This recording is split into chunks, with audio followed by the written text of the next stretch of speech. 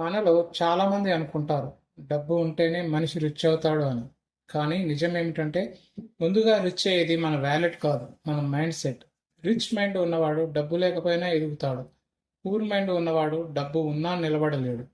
ఈ వీడియో చివరి దాకా చూడండి, మీరు ఏ కేటగిరీలో ఉన్నారో మీరే తెలుసుకుంటారు. రిచ్ మైండ్ ఉన్నవాడు ఇలా ఆలోచిస్తాడు: ఇంకా నేర్చుకోవాలి, ఇది ఎలా ఇంప్రూవ్ చేయాలి, ఫెయిల్యూర్ నుంచి నేర్చుకోవాలి. అతను ప్రాబ్లమ్స్ని చూస్తాడు కానీ సొల్యూషన్ గురించి కూడా ఆలోచిస్తాడు. అతనికి కంపారిజన్ కాదు, గ్రోత్ ముఖ్యం. పూర్ మైండ్ ఉన్నవాడు ఇలా ఆలోచిస్తాడు: అదృష్టం లేదు, వాళ్ళకి సపోర్ట్ ఉంది, నా పరిస్థితి వల్ల ఇలా ఉంది.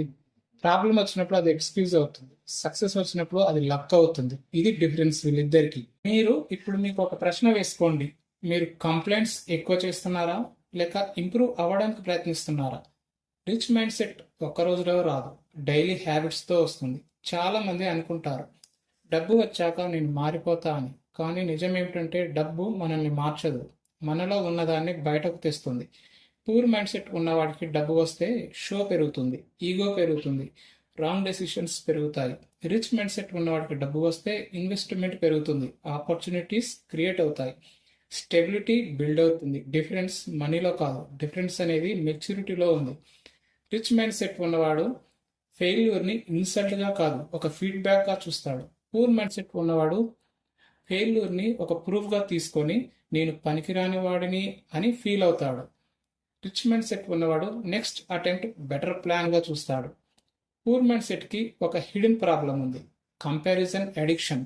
ఇన్స్టాగ్రామ్, యూట్యూబ్, సోషల్ మీడియా వాళ్ళ సక్సెస్ చూసి వాళ్ళ స్ట్రగుల్తో కంపేర్ చేస్తారు. కానీ మనం చూసేది వాళ్ళ హైలైట్. మన బ్యాక్ స్టేజ్తో వాళ్ళ హైలైట్ కంపేర్ చేస్తే మనమే చిన్నగా కనిపిస్తాం. రిచ్ మైండ్ సెట్ ఇలా అనుకుంటుంది: వాళ్ళు చేస్తే నేను కూడా చేయగలను. పూర్ మైండ్ సెట్ ఇలా అనుకుంటుంది: వాళ్ళే చేయగలరు, నేను చేయలేను అని.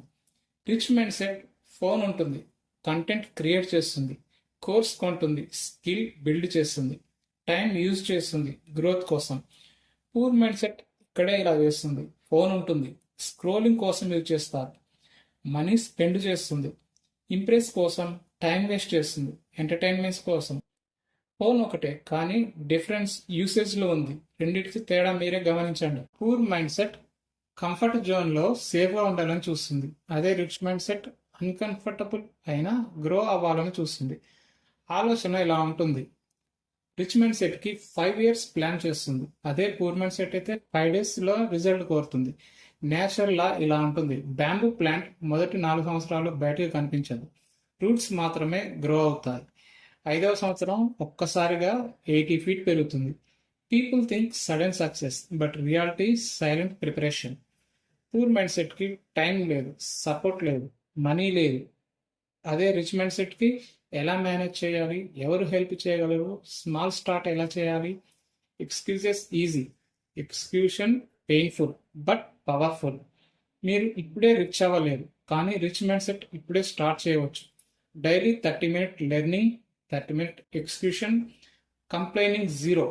మనీ తర్వాత వస్తుంది. Powerful ending. ఇవన్నీ లైఫ్లో స్ట్రిక్ట్ అవుతాయి. రిచ్ అవ్వడం కష్టం కాదు, రిచ్గా ఆలోచించడం మొదలు పెట్టడమే చాలా కష్టం. అది మొదలుపెట్టిన రోజే మీ లైఫ్ డైరెక్షన్ మారుతుంది.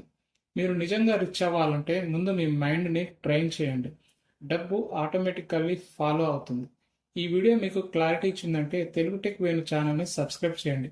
మన మైండ్ సెట్ని మార్చుకుందాం.